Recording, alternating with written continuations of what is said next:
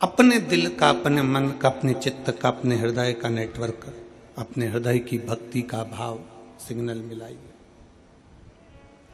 शिव मंदिर में जाओ, भगवान शंकर के मंदिर में एक लोटा जल चढ़ाने के लिए जाओ, शंकर जी की भक्ति करने के लिए जाओ। वहां जितनी देर बैठो उतनी देर अपने दिल का सिग्नल मिलाओ। श्री शिवाय नमस्तुभ्यम कहते कहते अपने मन के भाव भगवान शंकर से कहो।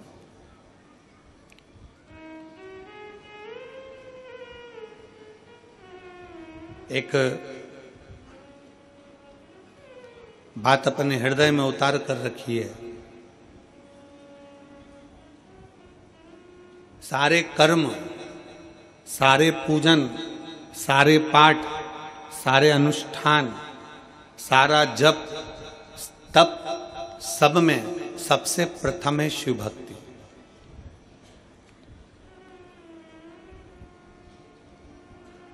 आपके पास में कितना धन है, आपके पास में कितना वैभव है, आपका कितना तप है, आपके पास में योग है, साधना है, गाड़ी है, बंगला है, सब कुछ है, आप सुंदर भी हैं, आपके पास में वैभव भी है, आपके पास में तप भी है, आपके पास में साधना भी है, आपके पास में सब कुछ है,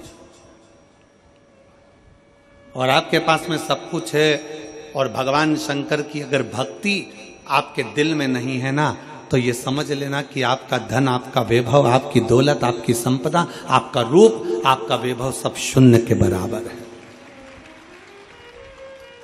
अगर शिव की भक्ति नहीं है, भगवान शंकर की भक्ति अगर आपके भीतर नहीं है, शिव तत्व यदि आपके भीतर नहीं है, शंकर का गुणगान यदि आपके भीतर नहीं है, भगवान शंकर की अविरल भक्ति अगर आपके भीतर नहीं है, तो शून्यता। आप कितने भी सुंदर हो, आप कितने भी वैभववान हो, आपके पास में कितना भी वैभव हो, धन हो, सत्ता हो, संपदा हो, आप कितनी भी दौलत इकट्ठी कर लो, पर शिव भक्ति आपके भीतर होना जरूरी है।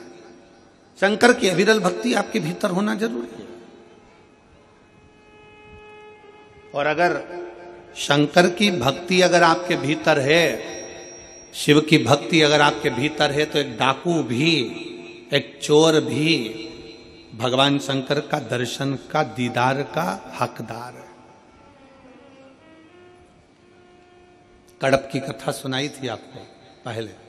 कड़प जंगल में रहता है, डाकू है, पूजन पाठ नहीं जाता, भगवान का भजन नहीं जानता, तब साधना नहीं जानता, भगवान की भक्ति नहीं जानता। उसने एक पंडित जी को पूजन करते मंदिर में देख लिया, शंकर जी के शिवलिंग की आराधना करते देख ली। उसके पास में पानी चढ़ाने के लिए लोटा नहीं था, मुंह में पानी भर लेता था। उसको पत्ती फूल मालूम नहीं थी, कुछ फूल पत्तियां वो पेड़ों से तोड़ लेता था और कुछ जीवों को मार कर भोग लगाने के लिए मांस ही मंदिर में ले जाता था। भगवान शंकर के सम्मुख नहीं जानता वो,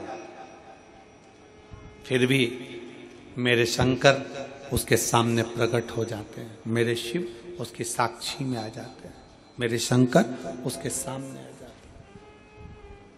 भक्ति है उसका, विश्वास है उसकी, दृढ़ता है उसकी। अविरल भक्ति, विश्वास, दृढ़ता शिव के करीब में लेकर जाते हैं, शंकर के करीब में।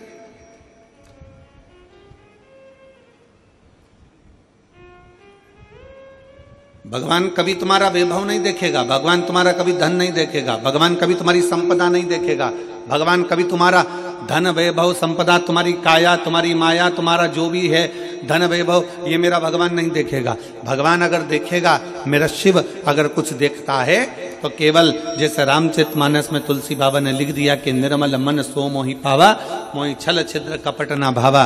भगवान अगर देखता है तो केवल तुम्हारा निर्मल स्वभाव, निर्मल चित्त, निर्मल मन देखता है कि तुम्हारा दिल क्या कह रहा है।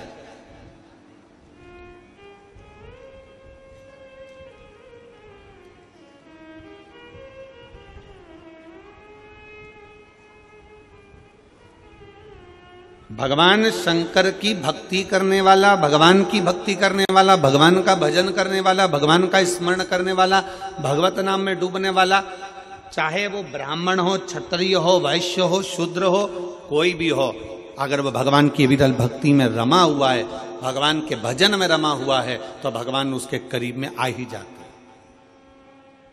क्या था मां कर्मा के पास में?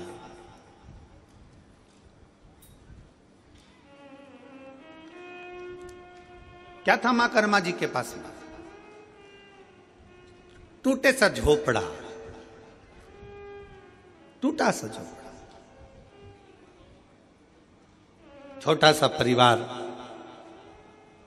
और घर से भी सब चले गए, अकेली कर्मा, अकेली मां कर्मा।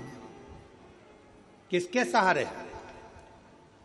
दुनिया के लोग कहते हैं वो हमारी माता जी चली गई, कोई कहे हमारा पिताजी चले गया, कोई कि हमारे घर के लोगों ने हमें धक्का मारकर निकाल दिया, कोई कहे यहाँ से हमको निकाल दिया, कोई कहे वहां से हमको निकाल दिया, मैं तो अकेली हूँ। कोई कहता है कि मैं अकेली हूँ, कोई कह रहा है कि मैं अकेला हूँ, अकेला हूँ। शिव महापुराण की कथा कहती है, भगवान शंकर का चरित्र कहता है, शिव तत्व कहता है, भगवान शंकर का गुणगान कहता है, शिव तत्व कह रहा है, भगवान शंकर का चरित्र कह रहा है।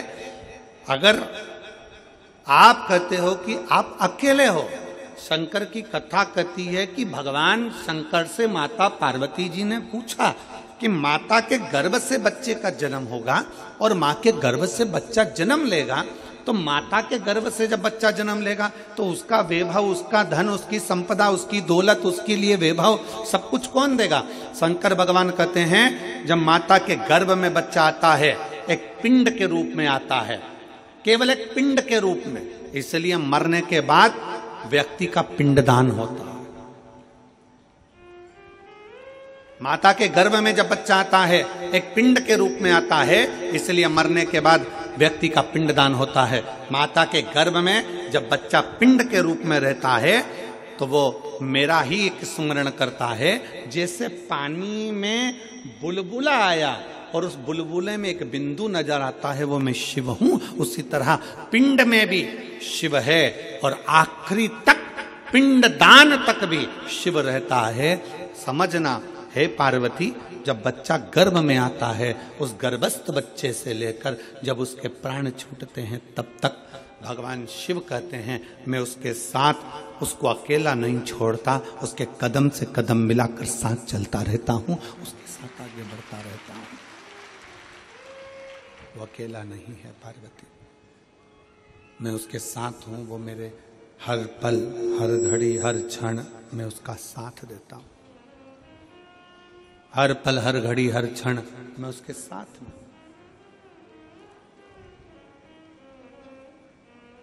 लोग अपनी किस्मत का रोना रोते हैं, हे भगवान तूने मेरी किस्मत कैसी बनाई। दुकान नहीं चले तो लोग कहने लगे हे भगवान तूने मेरी किस्मत कैसी बनाई। फैक्ट्री नहीं चले तो कहे हे भगवान तूने मेरी किस्मत कैसी बनाई। कई लोग ऐसे हैं जो दिन रात बैठकर किस्मत का रोना रोते रहते हैं, किस्मत बेकार, किस्मत बेकार, किस्मत बेकार। शिव महापुराण की कथा कहती है, भगवान शंकर का चरित्र कहता है, शिव महापुराण की कथा कहती है कि भगवान को धन्यवाद दो, किस्मत को मत रोइए, भगवान को धन्यवाद दीजिए कि तेरी बड़ी करुणा हुई जो तूने मुझे मनुष्य बनाकर पैदा कर दिया, इंसान का शरीर दे दिया। किस्मत वाला हूं, किस्मत वाला हूं, तूने मुझे मनुष्य बनाकर पैदा करा, किस्मत वाला हूं। तुझे मुझे मानव का शरीर दिया, किस्मत वाला हूं।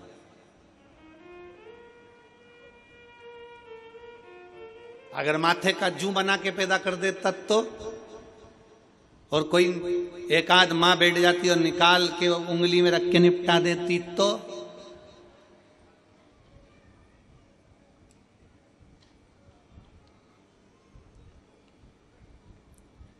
वो धान में पड़ जाए, चावल में घुन पड़ जाता है, घुन बना देता तो, चींटी, इल्ली, कीट, पतंगा कुछ बनाकर पैदा कर देता तो।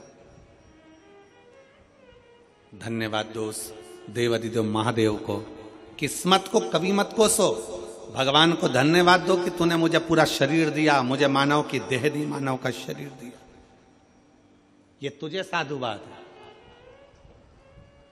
जिसके पांव काम नहीं करते उससे पूछो कि उसके चरण की कीमत क्या है। जिसका हाथ काम नहीं करता उससे पूछो कि हाथ की कीमत क्या है।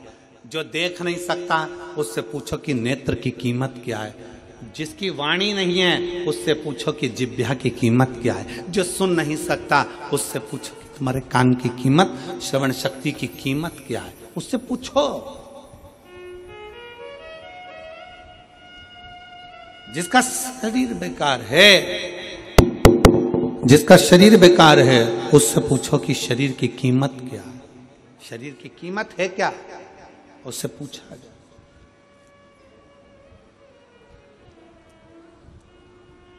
शरीर की कीमत है क्या, शरीर